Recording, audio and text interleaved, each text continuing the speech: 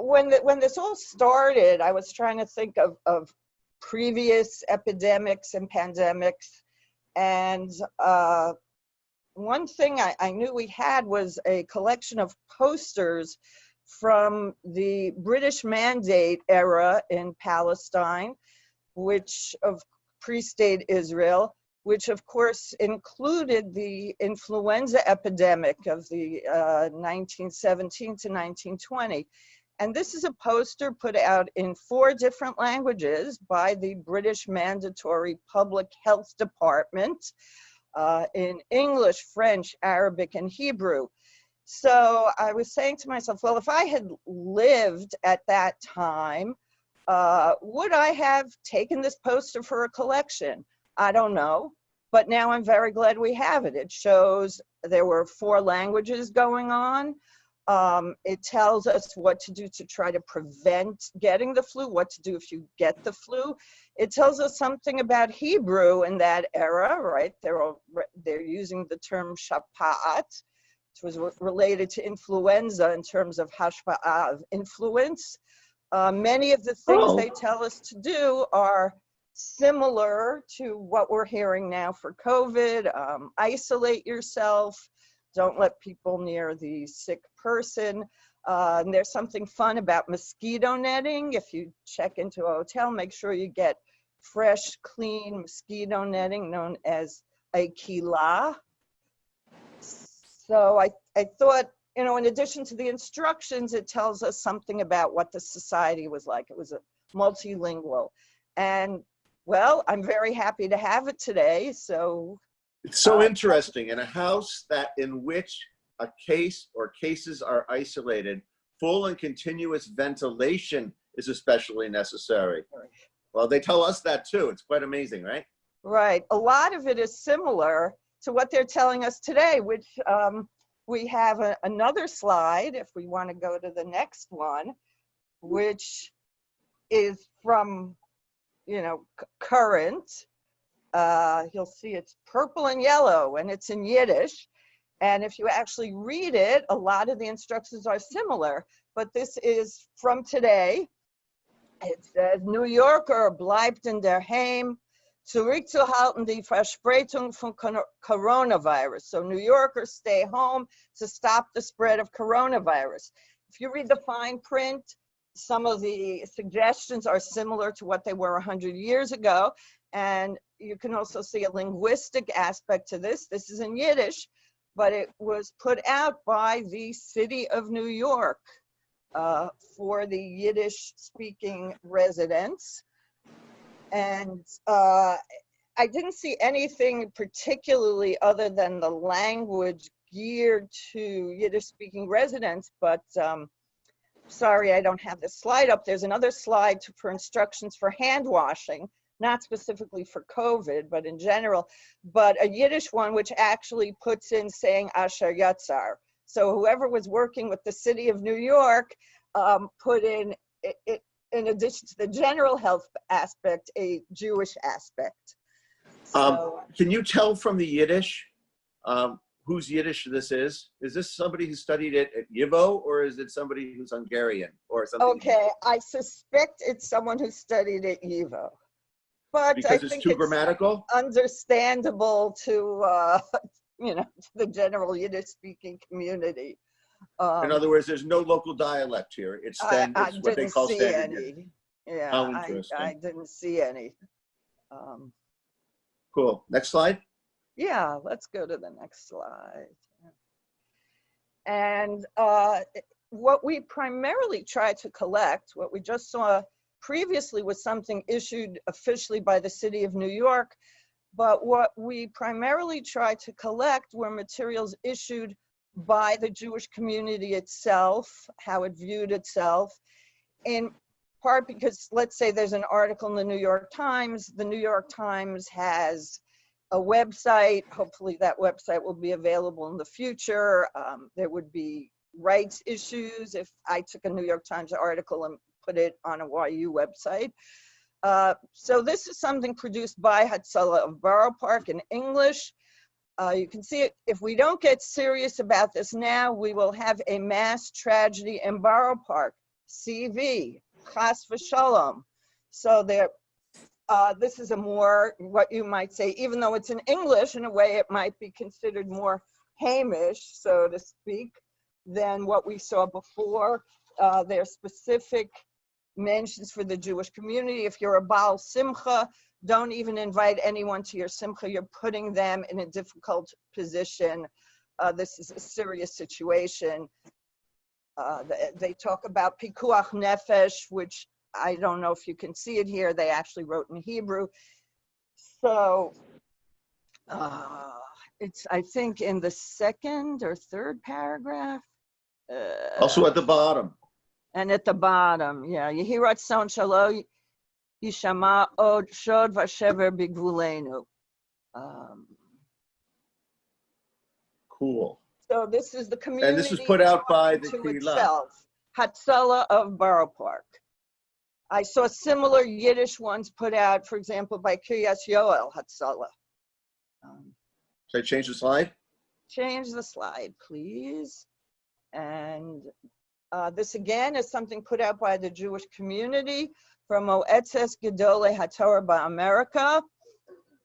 I'll just note that we focused on American material because the Sifriya Leumit, the National Library of Israel, is endeavoring on a similar initiative, and they are focusing on Israel and Europe. I mean, they're collecting from other places as well, but I said let's focus on our home turf. So did you guys divide it? In other words, you're doing North America and they're doing Israel and Europe, and then you'll share collections? We're talking about it. Yes. Very cool. So that's a really important thing. Yes, we try to share. In general, I think libraries try to cooperate and coordinate. So this actually, the slide that's up here may be an interesting example of both cooperation, coordination, and lack of it. It focuses on saying you have to follow what doctors tell you to do. And of course, in addition, we also must pray, we must daven. And they called, the Moetzes Gedolei HaTorah actually called for a fast day. This was early on. And what is interesting about that was I live in Washington Heights. I get email from the local Breuers, Kahal Hadas Yeshurun community. And in the middle of that day, I got some emails saying, if you're fasting, stop fasting. You shouldn't be fasting. This is considered a time of a magefa, a plague. And during times like that, you don't take on voluntary fasts because of potential danger. So I don't know what went on behind the scenes there, but in the collection, I'll append my email from Breuers to this slide. So we can go to the next slide, please. That's very cool. And of course, obviously, a very serious situation. These were put out by the Hebrew Free Burial Association. They're saying they have never buried more Jews than they have been doing recently. For several days, they were putting statistics. We're burying 11 Jews today, 9 who are COVID victims. We've never buried so many people before. We need help. And it was not only financial help, it was also, as you can see in one of the slides here, do you have old talesim, regardless of condition? And I'm told that they got a tremendous response to the appeal for talesim. Also, just to bring some perspective to this, I was reading something in, I think it was Der Yid yesterday, which had a big headline, Vayhi acharei hamagefa, as though this is all over, which I don't know, I'll leave that to Der Yid. That seems to be their decision. But somewhere in the article, they mentioned that in a period of time where usually a Chevra Kadisha in Brooklyn was burying 100 people, they buried 700 people. So just to remind us that, this really is a very serious thing. And the next slide, although it looks very cheerful, also is, in a sense, a reminder of that. There are people who are losing jobs, potential lack of income. And again, this is put out by the city of New York, not only the sign, but the initiative that they were serving kosher meals, free kosher meals. You didn't have to prove need. You didn't have to show an ID card. They're serving meals to everyone, but they were also specifically providing for the kosher keeping community. This sign is actually from a local public school in Washington Heights. And again, to get to the Washington Heights aspect, again, Kaladat Yeshua and Breuers sent out a letter in conjunction with this saying, we approve of the hashgacha on these meals, you know, please take advantage of this. And since they are a kosher, you know, sponsoring agency themselves, you know, their approval, I think, means a lot to people in the community. Okay, we can go to the next We slide. have this sign up also in front of the schools in Riverdale. So they've really covered the various Jewish communities. Yeah, it also in Brooklyn. They really If you tried expect it in Brooklyn and in Manhattan, but this is Riverdale, and it's here as well. Yeah. Okay, now we're going to flip to Pesach. As you remember, this all started around Purim time, although Moshels were still, you know, having public Megillah readings.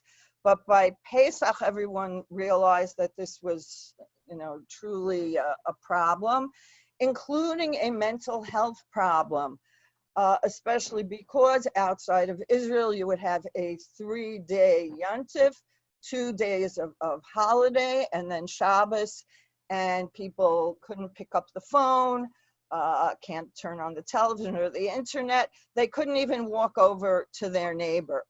So there were Piskei Halacha, there were a response on this. And the one you see here is kind of short and sweet and to the point and colorful, that about mental health consequences. If you are at risk of depression or other mental disorders, you should call someone. And the next one, the next slide, is really a similar conclusion.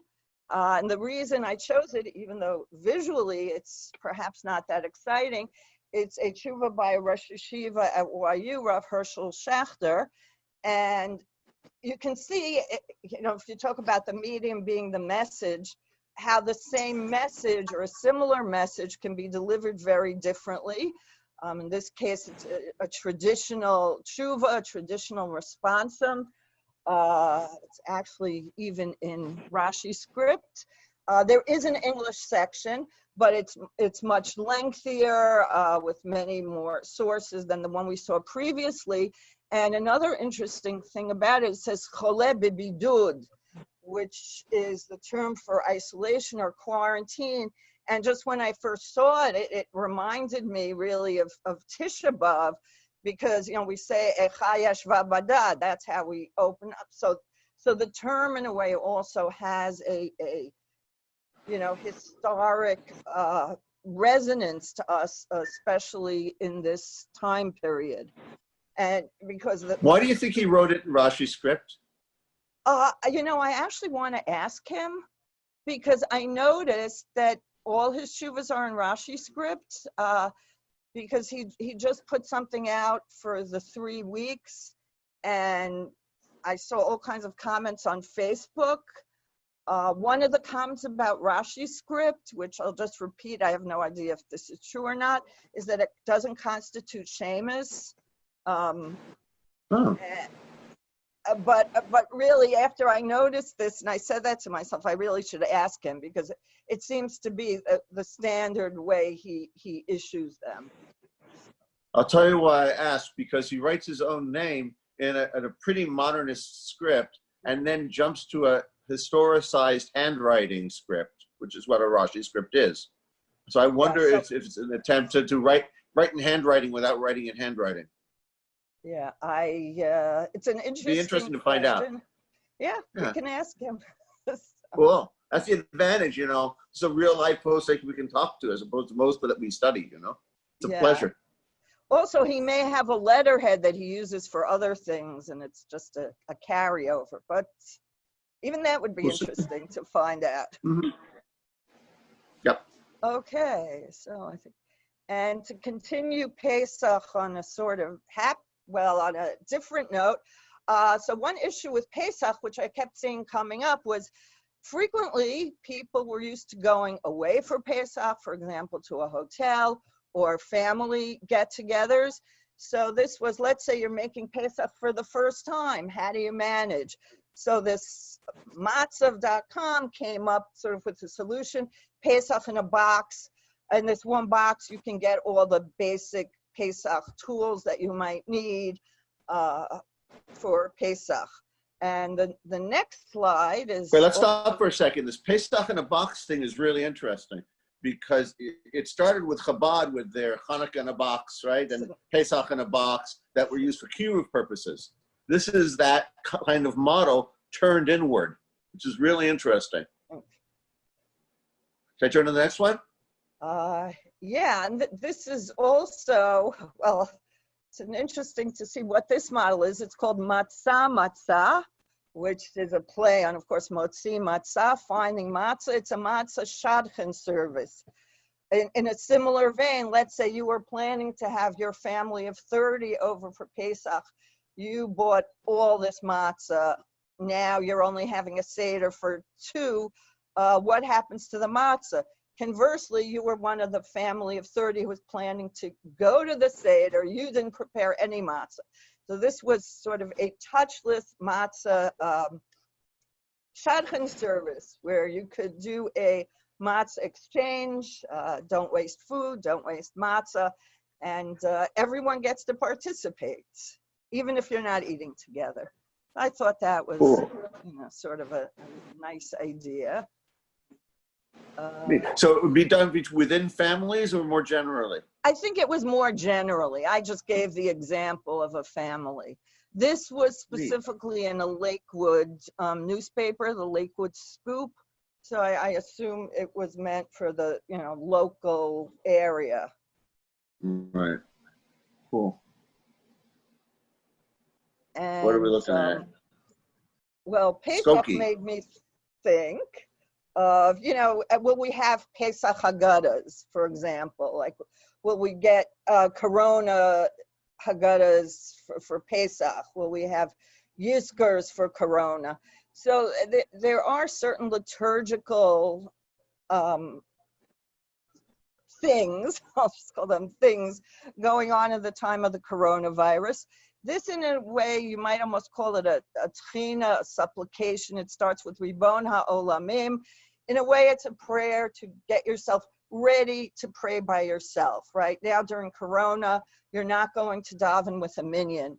So in a way, it's asking God, asking Hashem to accept our prayers as individuals the same way you would accept a prayer with a minyan, and of course also to heal people from coronavirus. So there are various types of liturgical initiatives going out there. This is probably one of the more traditional ones because it's. Do we know where this text comes from? Ribon HaOlamim. Yeah, this particular one. I was looking it up, but I didn't. Because based upon his Hebrew up above, whoever published this in Skokie did not write it, or whoever produced it, right? Yeah. Take a look at how they tried to do Lomar or Lamor, but it's not that. And so the Hebrew here seems to have been imported from someone who really knew Hebrew. Yeah, which is a hint. Yeah, some of these things, it might be interesting to trace back where they came from originally. We were getting them off the internet and they pass from place to place. It's kind of like a game of broken telephone. Sure. I edited a book once where Jonathan Sarna wrote an article on the Tefillah L'Shlomo Malchut for the prayer for the government and traced it back through old Sidurim. and showed how each and every place made it appropriate for that place, right? And so, for example, in my grandfather's Siddur, they simply printed in it Franklin Delano Roosevelt because they couldn't imagine another president. I'm wondering if this prayer structure as well, once you've collected it and the Israelis have collected it, there'll be some really interesting things to say about how Jews constructed their relationship with HaKadosh Baruch Hu at this moment through writing new prayers. Definitely. Really interesting. Definitely. It'll be interesting. I mean, for example, I saw some kind of bracha for putting on a mask. Really? But yeah, it didn't seem like it was Al Shmirat HaNafesh. Cool. So again, we don't make up new brachot too quickly, you know. Exactly. So I don't remember the source. And it was a question I had. We don't make up brachot quickly. We're collecting from also different denominations, whatever sort of comes our way. Although, again, it's primarily, we're collecting from Orthodox sources, I think in part because that's where most of our crowdsourcing reached. But if we get other things, they're fascinating and part of let the me just story. add in. Let me just add into all of the people who are with us. If you have access to materials that we don't, please add them to the collection. The richer this is, the richer our understanding of ourselves will be in the coming generations. Okay, and I'll just say my email again because it may be easier, sberger@yu.edu. Cool. Who are these people? Well, this is the thing. This slide I put in really just because I thought it was a beautiful picture. It's one person, which is part of the story, right? It's from something called Hasidim in USA. I think it is in Brooklyn, but that's just a guess. Just because based on having spent a lot of time in Brooklyn, that's what it looks like to me, but could be somewhere else. But here's someone, right? He's obeying all the rules of isolation, and still he's davening. And I saw in a way photos that were very similar yet different, I think particularly in Israel, of what they were calling porch minyanim, where people were going on their merpeset. And then of course there were questions, could you count, 10 people on these 10 different porches as a minyan? I think also the question of Zoom minyanim has come up. Do you count people on Zoom as a minyan? Don't you?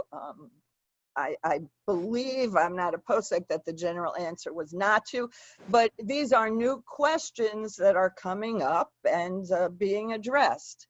So this man couldn't become part of a porch minyan, but maybe he said that tefillah before he started davening. But certainly I thought it was impressive to see, this clear example of someone finding a nice, beautiful place to daven and obey the quarantine rules. Cool. Can I go to the next one? Julie, You can go to the next one. Julie, there's a question from someone. We'll take it at the end? Have them hold it till the end, right? So, Ronnie, another 5-10 minutes and then we'll do questions. Does that make sense? I'll just say one thing. If you have a question, please write it in the chat, and the host will see the questions and we will be able to attend them. So if you have a question right now, please do that in the chat. Thank you. Cool. JFK. JFK, right? Just for Kiddush, right? A phrase usually sort of poke fun at people who come to the end of davening. Well, what happens when there is no real end of davening, right? You don't have a davening in shul. So, and we were talking about different ways of forming community. So in this case, this is a shul in Atlanta, in Toco Hills, and the rabbi had this interesting idea, right? Even though you're not coming to shul together, let's still try to have some sort of community. So he says that he and his family will walk around, and he tells you which neighborhoods he'll be in at which time. You can have a socially distant, l'chaim, maybe people put tables out. He'll share some divrei Torah.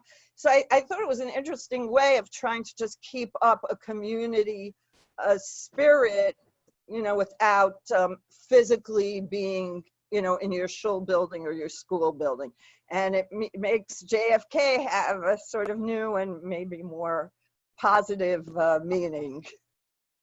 Well, it's better than Kiddush Club, Okay. And this next Sixth one, Street. Again, is about the idea of community. It's a statement by the 6th Street Shul in Lower Manhattan, an Orthodox congregation. And it was when New York City said that you could now have 10 people socially distanced to form a minyan. And this particular shul said, well, even though it's legal and even though halachically it forms a quorum, we're not really comfortable with this idea because this doesn't represent our community. Our community is more than 10 men, it's other men, it's women, it's children, it's potential converts, it's even the people who are at risk, older people. So it seemed more a philosophical decision that we don't feel comfortable trying to form a community that we don't really feel is our community. So I thought that was an interesting take on this. I don't know if anyone else has followed in their footsteps. And in terms of opening up shuls, I think it's interesting to note, I've seen a number of different ways of approaching it, even ones where shuls ask people who are coming, even if they sign up in advance, to sign a liability waiver, that if they are diagnosed with coronavirus, they will not hold the shul liable. And one of these shuls, it was in California, actually at the time stated, and you must affirm that you have not been in New York in the past 14 days, nor in an airport in the past 14 days. Maybe now that would change. But anyway, so there are a lot of interesting conversation even about reopening shuls. I think number 4 is amazing. We are mindful of the great Chilul Hashem that several of our co-religionists have created, and we feel the responsibility to compensate, isn't that interesting, for their disrespect for public safety and relations. It's a really strong statement. It's a very strong statement. Yeah, and it's coming from orthodoxy to orthodoxy. It's not, inter-group. It's within the family. It's fascinating. I want to say, I think I sent this to David Sellis, who sent it along to you. Thank you. Yes. Rabbi Bellino is a dear friend, and I get their shul emails because I once, gave $18 there or something. But I found this statement to be so connected to their values, and they were able to so eloquently, put it out there in this one really tightly worded statement. And it's interesting. They have started very small gatherings already, but that just started about a week ago. Yeah, I had checked their website. I guess it was about a week ago. At that point, I think it said it was still closed, but I guess that. Yeah, they just started down. They just started down. Let me add one more thing that's in here that is worthy of our note. The last line of number 4. We will be more comfortable reopening when the majority of other synagogues, as well as the church around the corner and the masjid down the street, do as well. And he makes the point. We are in communication with them. This is all really important. This is important because we're seeing it, whether it's in the Satmar documents created by the state, or the fellow standing on top of the synagogue, or on top of his house and davening, or this document. We're seeing our community figuring this thing out in what feels like an almost elegant way sometimes. And it's nice to see this material from being preserved and maintained. Archives are often the place where stuff that other people might not know about live. And so, for example, we wouldn't know about the amazing behavior of Holocaust survivors to reconstruct and to memorialize. during the 1950s, before the Holocaust movement and the museums, before 1967, we wouldn't know about it if it weren't for synagogue bulletins collected haphazardly and put in places like YU Archives that were doing this up front and not going back and trying to find materials is just ultimately going to be important, not just for those of us who like books, but for the rest of our community in creating our self-image. I really want to thank you, Shuli, for bringing us all of this material. And now open up for questions, please. Okay, thank you. I'm going to take off the screen. It will take me a second. Voila. Hello. Okay, folks.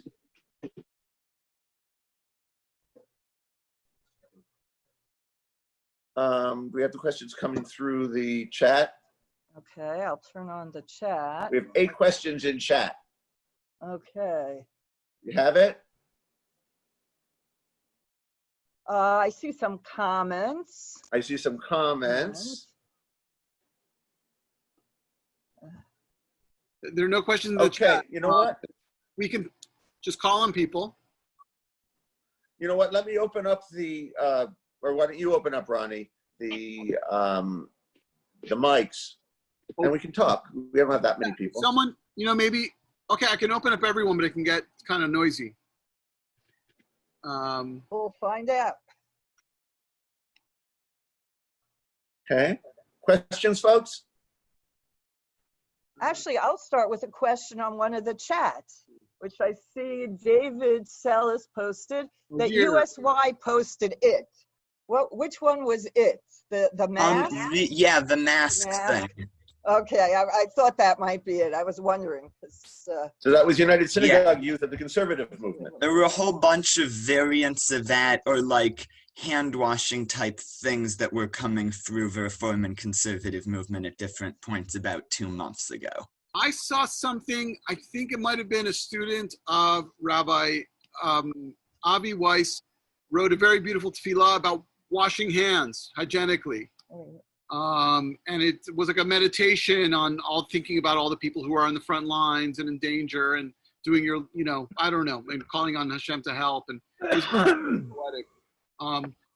There's a question from Haley. I unmuted you. Haley? Oh, yeah. Hi. Hi, Shuli. Hi. Oh, hi. Hi, Sarah. My co-worker here. Yeah.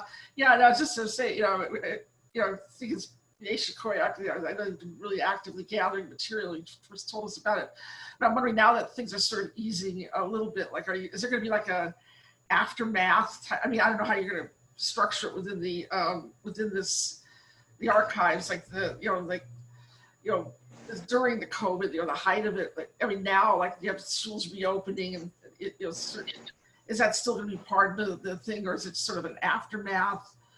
Well, there is an after. I mean, for example, now I've seen questions about the 3 weeks in listening to music, which are relating to coronavirus or the schools reopening. So even if there is, a big issue, even as much going on as there was, certainly there's still, and I mean, I haven't seen a direct correlation to bring up something political, but all the demonstrations that were going on, I'm sort of wondering if at some point I'll see things relating to, politics or Jews in politics. COVID is spreading through the protests. Yes. I mean, that's a big thing right now. They're the protests, on the spread of the COVID, or the resurgence, rather. I mean, I saw some things from, it was particularly the community, I think in Williamsburg and Borough Park, about reopening playgrounds, when the governor, mayor ordered them closed, and having a group outside the playground saying, well, if there can be a group protest, I can open my playground. Yeah. And so. Yeah.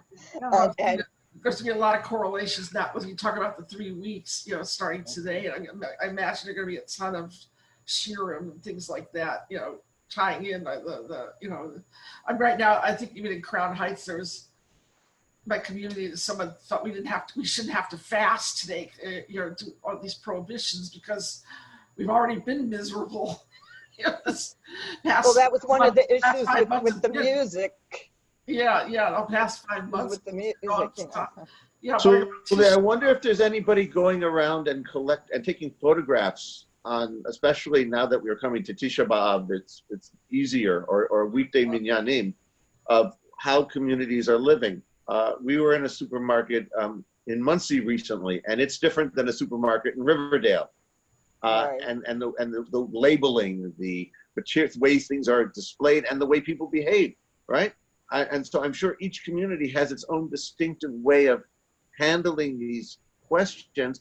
And I wonder, and I'm throwing this out not because I expect that we're doing it already, but because we have a lot of people who are interested in the subject with us, if it might be worthwhile to start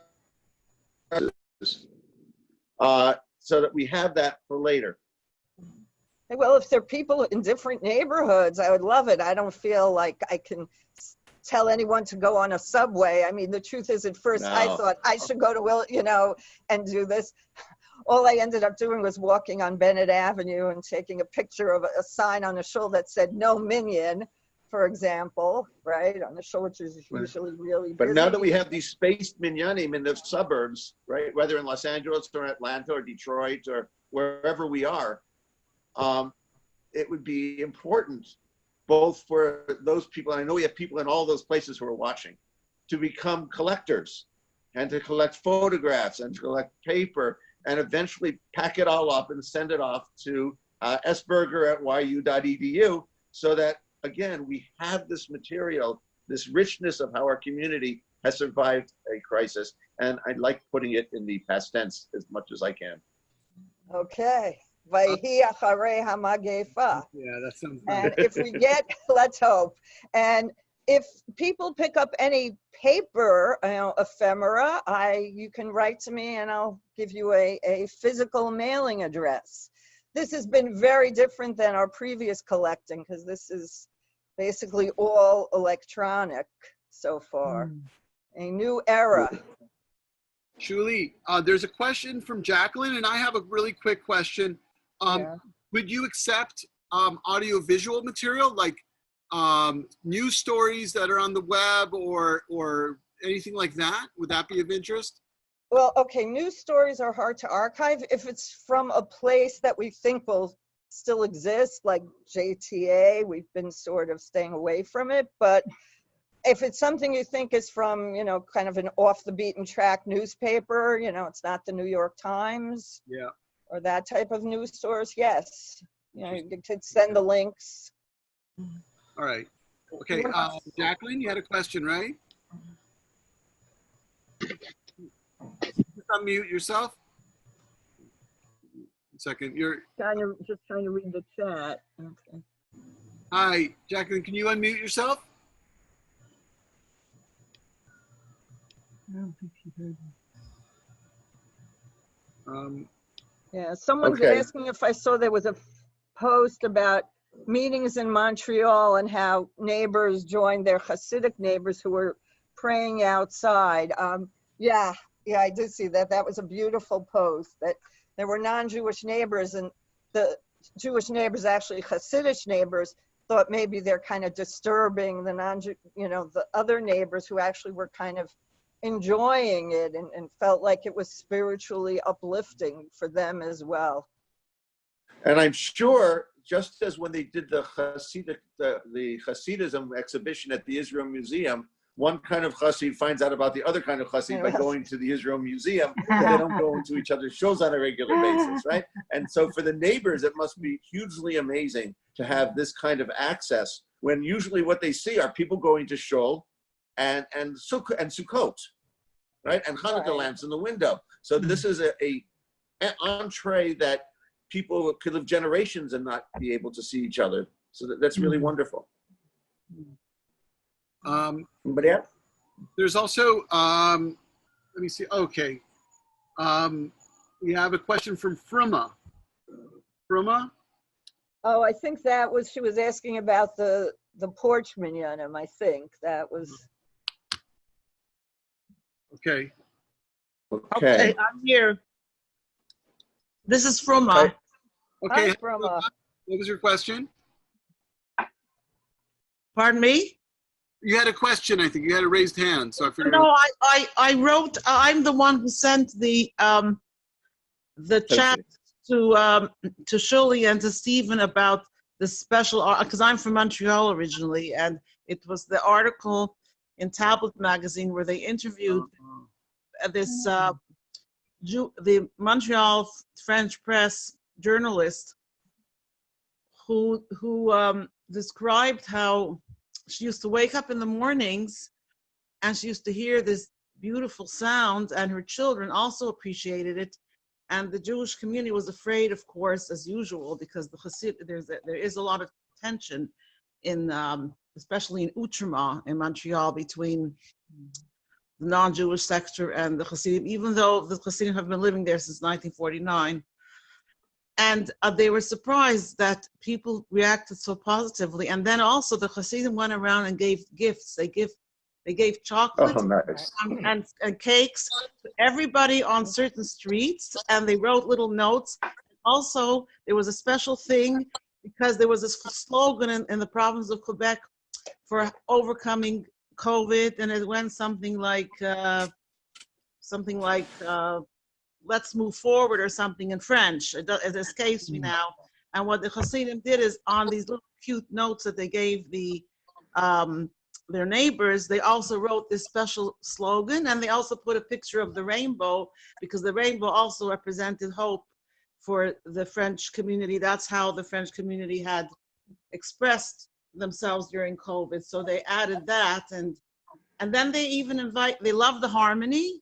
They said they harmonized most beautifully, and they even invited them to participate in a virtual concert in Montreal, where they invited two of the members of the Porch Minions to join in to the concert and to participate with their harmonized prayers. And I was extremely moved by this article because, it happens few and far between. So I appreciated it extremely. Zoom makes it much easier. Yes. It does. Oh, it's very cool. Anybody else, please? So it's Jackie. I'm back again on a different Hi. device. Hi. Hi, Jackie. Hi. So I've been inundating everybody, flooding everyone with emails from both the Los Angeles community and the Washington, D.C. community, because I monitor my mother's email. And I wanted to know, because it sounds to me like NLI really just wants Europe and Israel. Is that now an official thing? So I should stop? Maybe you should ask them, because when Yoel Finkelman spoke, there was much more American material they had than I realized. Yeah. So I was kind of basing what we were doing on, what I was, the initial, sort of guidelines. But I don't know that we've officially. Yeah, I realize it's late, and I doubt Yoel's here. I can't see who else is here. Right. I don't. I'll shoot him an email. We can email to him. Maybe we should email to him. Because it's about 20 a day that come. Amazing. Well, thank Now, you. the amazing thing people is- have been really amazing. Yeah. And our relationship with the National Library of Israel on so many levels, and especially through Yoel Finkelman, has been so profound. And this is another example of our community sort of jumping all at once on all of its continents and working together, sometimes without even knowing that we're working together, which Right. is the best, right? Which is the best. Anybody else? Okay. Yeah, please, Chaya Sarah. This will be the last one. No, I was just wondering, I remember, Julie, I approached you earlier about some things I get, like, really from the lunatic fringe. I mean, I don't know if you have any limits as to what, what you're willing to put into the, the archives is, I mean, it's, like everything from messianic predictions to Kabbalistic, I mean, really way out. I mean, I don't know, if you have, I don't know what your guidelines are. I mean, I once called, I offered, Oh yeah, definitely, definitely the lunatic fringe. Weirder the Yeah, better.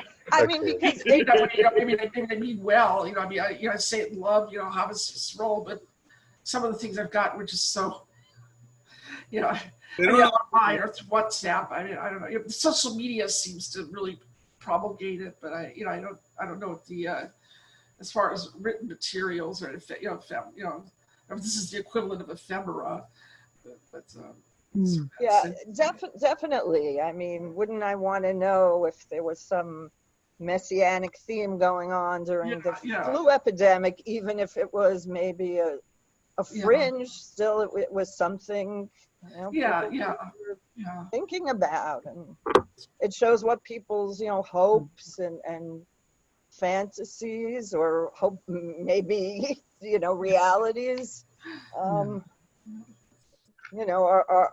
being discussed. True. Yeah. Cool. Yes, Jessica. Yeah, I wonder if I could just slide right under the wire here for a second, Steve. Sorry. No, Shuli, something you said earlier just really got my mind going. Have you thought about? I mean, we're actually looking at a kind of at least a trifecta of things happening right now. Very massive social change, of which the COVID is a part. You mentioned the protests earlier, and it got me thinking, have you thought about expanding the reach of the archive to really make it a period archive of what this transformative moment in American and American Jewish history, obviously? Have you thought of that, or I don't know? See, it's an interesting question, since I said in general we sort of do things retrospectively. Mm-hmm. Whereas as they're happening, it's kind of harder, because how do you really know what's happening? So say it certainly seems like Zoom, or maybe changing some things in the Jewish community. So as I'm keeping track of the coronavirus material, I'm trying to keep my eye on, are there other things happening? Mm-hmm. So hopefully that will be part of it. I also want to say that this should be in your archive as well. I assume that's going to happen.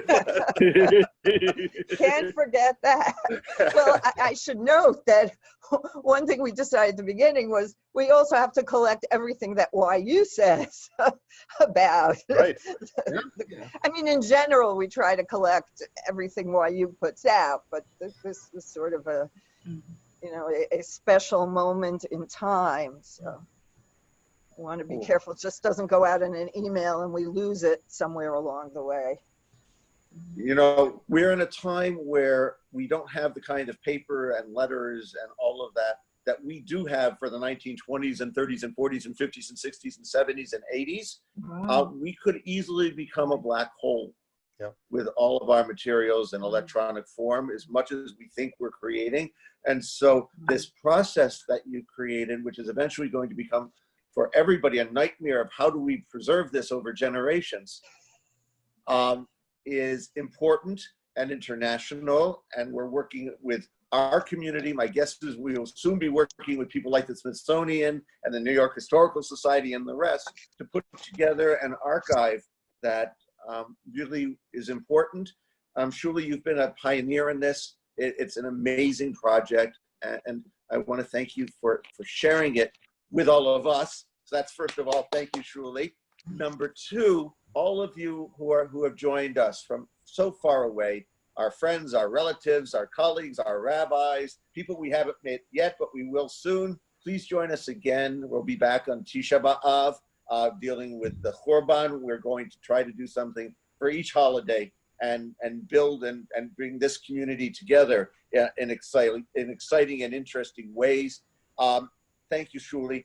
All of this, YU Voices, is sponsored by the YU Center for Israel Studies and especially our Leon Charney Legacy Program, by the Rabbi Arthur Schneier Program for International Affairs, by Judaic Studies widely at Yeshiva University, which is the largest community of its kind in North America. And so that your work is part of it is a joy, and it's truthfully what we ought to be doing. Everyone, please have an easy fast, an easy 3 weeks, and let's make it through this together. Okay? Shalom from Okay. Yeshiva University. Shalom.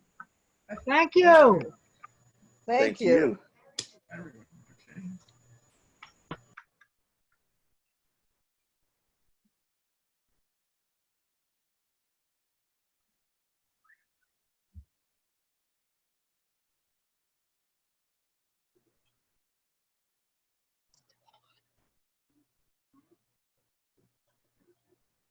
Oh, okay.